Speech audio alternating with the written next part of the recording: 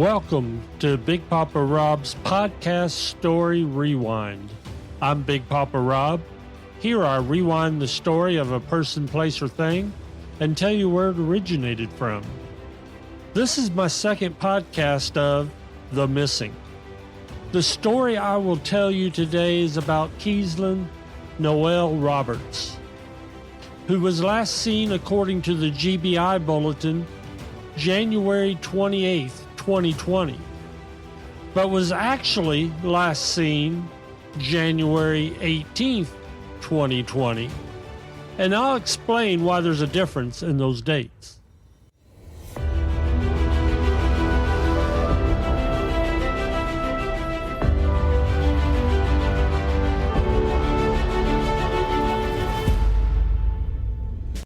Let's rewind this story to its earliest beginnings. Keeslyn Noell Roberts was born October 22nd, 1999, to Eric and Shannon Roberts. Keeslyn is their only child. Keeslyn has had the nickname Butterfly for years. Keeslyn was involved in color guard and basketball growing up. The family lives in Dalton, Georgia, where Eric runs his own trucking company. Keeslyn had dreams of becoming a marine biologist growing up, according to one of the interviews I came across with the family. The family said in another interview that she was a good kid, growing up with a big heart. As I've researched and looked at many pictures of this young lady, she looks like a very sweet, beautiful young lady. During her late teens, Keeslyn started out running with a bad crowd, according to her father, but had gotten back on track before going missing. A little back history related to the bad crowd I found in the Daily Citizen News. On January 20th, 2019, Keeslyn was charged by the Whitfield County Sheriff's Office for possession of less than an ounce of marijuana. And on March 23rd, 2018, at the age of 18, Whitfield County Sheriff's Office charged her with 2 counts of possession of marijuana, use of communication facilities in drug-related transactions, possession of tools for the commission of a crime, and possession and use of drugs-related objects. At the time she went missing, she was still on probation for the 2018 charge of marijuana. As we know today, with so many states legalizing it, she probably wouldn't even have been charged if this had happened today. Also keep in mind, she was 18 years old, probably a senior in high school or just out of high school. How many of us at 18 tried marijuana? I know one ex-president that smoked it but didn't inhale. I'm going to start a timeline based on the information I gathered for this case. January 14th, 2020, it's the last time Keeslyn's father, Eric, heard from her. She had sent him a text asking for some money, and he sent her the money. January 17th, 2020, Keeslyn had a meeting scheduled with her probation officer in Whitefield County. She failed to show up for this meeting. According to law enforcement, a warrant was issued at this time, but a side note, according to Eric Roberts, the warrant wasn't issued till January 20th, 2020. January 18th, 2020.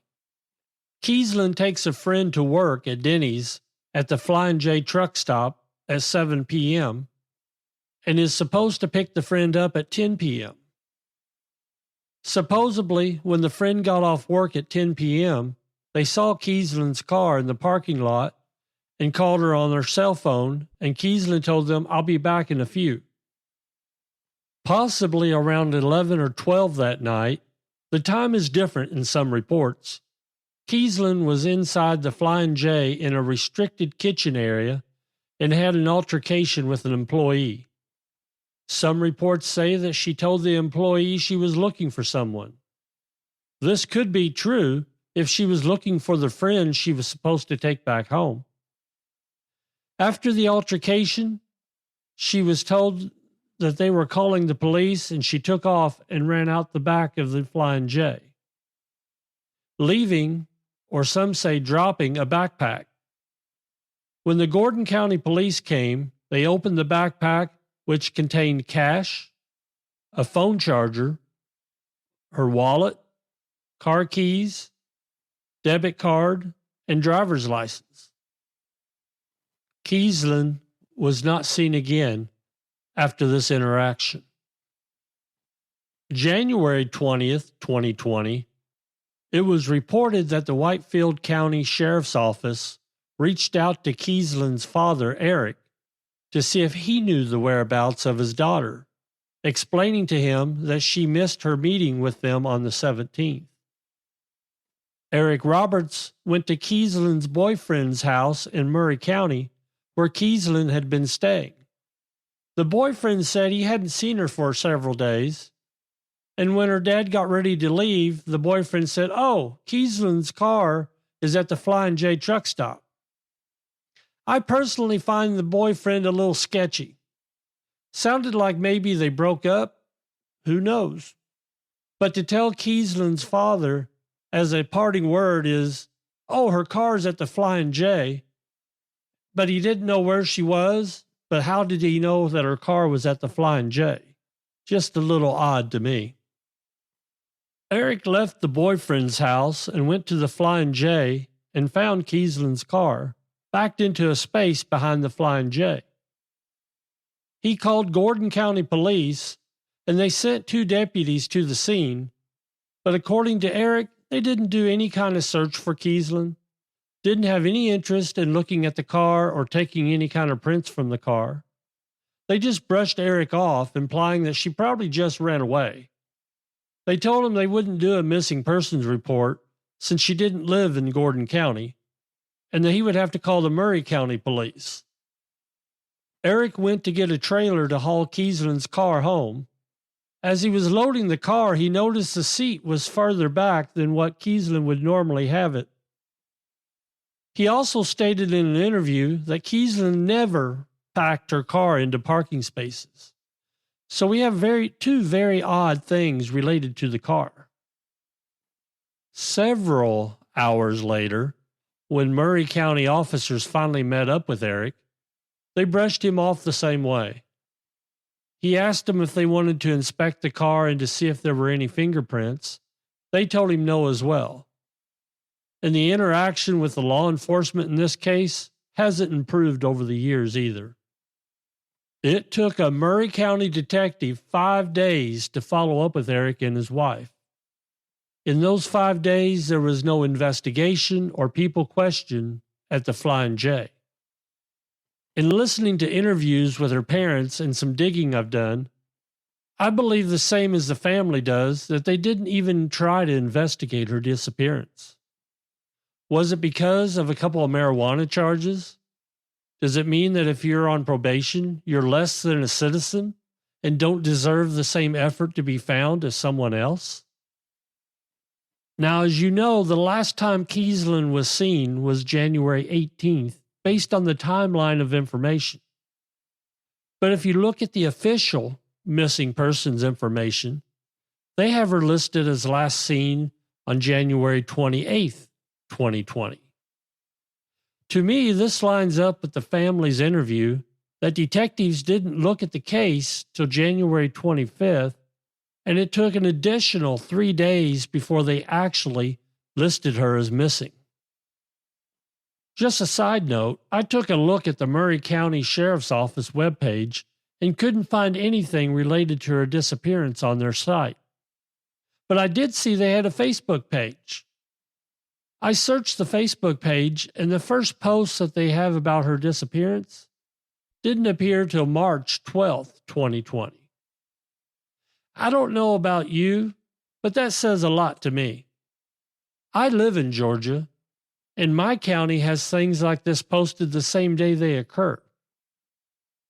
March 2020, the family was contacted by text from an employee at the Flying J telling them that there were some clothes found under some bushes by the dumpster. Eric went out there and confirmed that they were Keeslyn's clothes and called the Gordon County Police to come out. The police took the clothes as evidence. Eric asked if they could get any DNA from the clothes, and they told him no. There's no evidence that a crime was committed. No evidence of a crime. A girl mysteriously disappears from the same place the clothes are found about 3 months previously. They appear to be thinking that she just took off, but who takes off and leaves their car, their money, ID, clothes, debit cards? I don't think anybody does. I've waited till now to bring up a parallel case that the police state is in no way related to each other. There was a young man named Caleb Nathaniel Smith, age 21, that went missing on January 16th, 2020, 2 days before Keeslyn went missing. He too was from Murray County. His car was found just 5 parking spots down from Keeslyn's car. His car was also backed into the parking space. Lots of coincidences. His car was locked with his personal belongings in the glove box and his keys in the floorboard. Sadly, this young man was found dead, naked, no shoes, about 5 miles from the Flying J in an overgrown area between the Sugar Valley and the Hill City communities. His death was ruled accidental death as a result of meth intoxication. So how does a 21-year-old guy make it 5 miles naked, no shoes, and no one sees him? No suspicious case here. Oh, and remember, the Gordon County Police wouldn't do a missing report for Keeslyn at the Flying J, but they did do one in this case, even though they both were from the same county. I also found a petition on change.org started by Caleb's mother to force Denny's at that location in the Flying J truck stop to furnish camera footage of Caleb. I've placed a link in the show notes for that. As I said, the police says there's no evidence that these two cases are related. I see too many similarities in these two cases. The timing of the disappearance, how the cars were both parked in the back parking lot and only 5 spaces apart, backed in. I personally believe that there could very well be tied together. With that said, there is no evidence that Caleb and Keeslyn knew each other. After Caleb was found, Keeslyn's father went and searched the area where Caleb was found to see if his daughter could be in the same area. When he went to search the property owner told him he couldn't search it. But as any father would do, he said, "I'm searching the area and you can arrest me if you want to." But unfortunately, nothing was found. At this point in this story, you may be asking yourself several questions. You might wonder, was there any security footage of either one of these two people? According to Eric Roberts, most of the cameras were not working at the Flying J, and the lighting was very poor in the parking lots, with lots of the lights not working. You might also be asking yourself, can they track Keeslyn's cell phone? Her phone was never found, and this was one of the first things the Roberts family asked the police to do, was to get the cell phone information. But neither Murray County Police nor the GBI ever requested cell phone information from the couriers. Murray County Police stated to the family they didn't have enough information for a subpoena for the records. According to Eric, the police haven't even asked to see their cell phones to review text messages prior to Keeslyn going missing. And here's just one more thing that's just a slap in the face for the Roberts family. Mr. Roberts said in an interview that the Flying J where his daughter went missing wouldn't even let him put up posters for information related to her case. I've been to that truck stop and several other truck stops when I travel, and there's always a bulletin board for postings, mainly for trucking jobs. But for them not to allow flyers to be posted just says a lot about this particular establishment. The last news coverage of this case I could find was done back in January 2023, around the 3-year anniversary of Keeslyn going missing. The family has a Facebook page called Finding Keeslyn. I've listed it in my reference material. They also have a GoFundMe set up to help raise money for the search and to raise money for a reward for the information in finding her. Let's talk about her identifying information. Keeslyn Noell Roberts, nicknamed Butterfly, was last seen January 18, 2020, at the Flying J Center at 288 Resaca Beach Boulevard, Northwest, Resaca, Georgia. This is right off exit 320 on I-75. She's described as being 5'3", 125 pounds, blonde hair, blue eyes. She has a distinctive tattoo of water with a turtle inside her lower right arm. Both her ears are pierced with large gauges. If you have any information in regards to her disappearance or location, please contact the Murray County Sheriff's Office at 706-695-4592 or the Georgia Bureau of Investigations at 706-624-1424. If you follow my social media, I'll be posting pictures and flyers so you can see what this beautiful young lady looks like. And please, if you have any information, please reach out. Even if you think it's just something small that doesn't mean anything, every little bit of information can be helpful. I tell my stories in hopes that you will gain a deeper understanding of the historical origins of many things and the lives of people you may not know their stories. Once again, I'm Big Papa Rob, and this was an independent podcast called Story Rewind.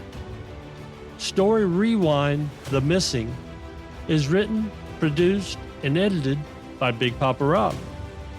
I couldn't do this without the support of my wonderful wife, aka Big Mama. For a donation to help me cover my operating costs, you can buy me a cup of coffee. You can find the link in my show notes or on my social media pages. Your support would be greatly appreciated. I would appreciate a 5-star rating if you listen to my podcasts on Apple Podcasts. And finally, if you have a story idea, please contact me through social media. A link to all my social media accounts is listed in the show notes. I would love to hear from you. Today's music was The Shield by Hot Dope from Pixabay.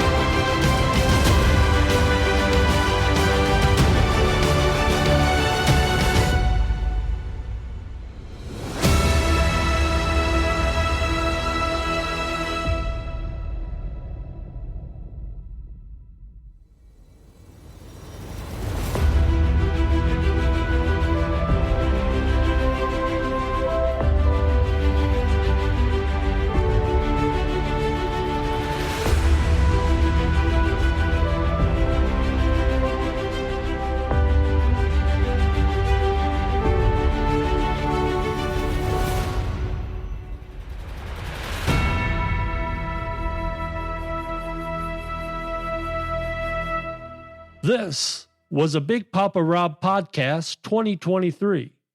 See the show notes for links to the reference material used in this podcast.